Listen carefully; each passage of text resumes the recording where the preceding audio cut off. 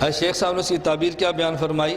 شیخ صاحب فرمانے لگے، توجہ رکھنا، خواب کیا تھی کہ شیراں والا باغ میں گٹر کا گندا پانی ہے جس سے میں وضو کرتا ہوں۔ اب شیخ کی تعبیر سننا، فرمانے لگے اللہ تم سے گندے ماحول میں دین کا کام لے گا، گندے ماحول میں۔ اور وہ استاذ کہتے ہیں مجھے اس وقت سمجھ آئی کہ جب اللہ نے یورپ کے سفر کرا کے مجھ سے لندن میں دین کا کام لیا۔ اب امام اہل سنت کی خواب ہے، میں نے خواب دیکھی تھی، اب بات چل پڑی ہے، میں اپنی خوابیں نقل نہیں کرتا، لیکن یہ وہ خواب ہے جو میری چھپی بڑی ہے۔ میری کتاب ہے جہاد فی سبیل اللہ اعتراضات کا علمی جائزہ، اس کے شروع میں نے خواب چھاپی ہے حدیث خواب کے نام پہ۔ یہ کیوں چھاپی ہے؟ میں راولپنڈی جیل میں تھا، وہاں سے میں نے خواب دیکھی اور امام اہل سنت کو لکھی۔ امام اہل سنت نے جواب دیا، وہ انہی کے قلم سے میں نے جواب چھاپا ہے۔ اس میں نہ خواب میں پورا نقل نہیں کرتا، کبھی کتاب دیکھیں پھر آپ خواب پڑھنا۔ امام اہل سنت نے تعبیر کیا دی؟ یہ اس وقت کی بات ہے جب امریکہ نے افغانستان میں طالبان پر حملہ نہیں کیا تھا، اس سے قبل کی خواب ہے۔ امام اہل سنت نے تعبیر دی کہ اس خواب سے لگتا ہے کہ امریکہ طالبان پہ حملہ کرے گا، تمہارے بہت سارے ساتھی شہید ہوں گے، بالآخر کامیابی طالبان کو ملے گی۔ یہ ان کے حملے سے پہلے کا خواب ہے جو چھپا ہوا ہے میرا کتاب کے اندر۔ میں نے کہا بہت ساری ایسی باتیں ہیں۔ میں اڈیالہ جیل میں تھا، 25 سال مجھے سزا تھی، 25 سال سزا۔ وہ تو اللہ نے کرم کیا، سب سزائیں ختم ہو گئی، میں رہا ہو گیا۔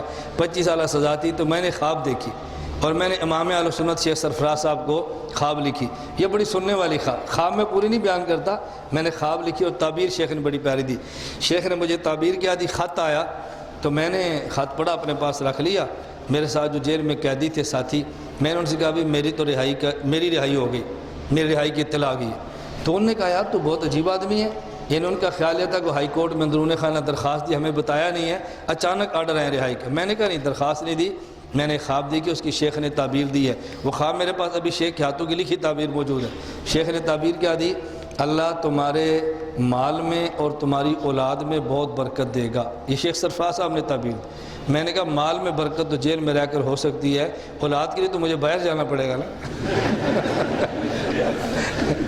میں نے کہا اولاد کے لیے باہر جانا، یہ اس وقت کی بات ہے، اللہ کی قسم اٹھا کر میں کہہ رہا ہوں، قسم سے اوپر کیا ہو سکتا ہے۔ میں اتنا غریب تھا آپ تصور بھی نہیں کر سکتے، اتنا غریب تھا، غربت کے خط انتہا پر میں گزارا کرتا تھا۔ میری غربت آپ سوچ نہیں سکتے، میں اتنا غریب تھا حالات کی وجہ سے، یہ نہیں کہ میرے کو معاشی مسئلہ تھا، حالات کی وجہ سے۔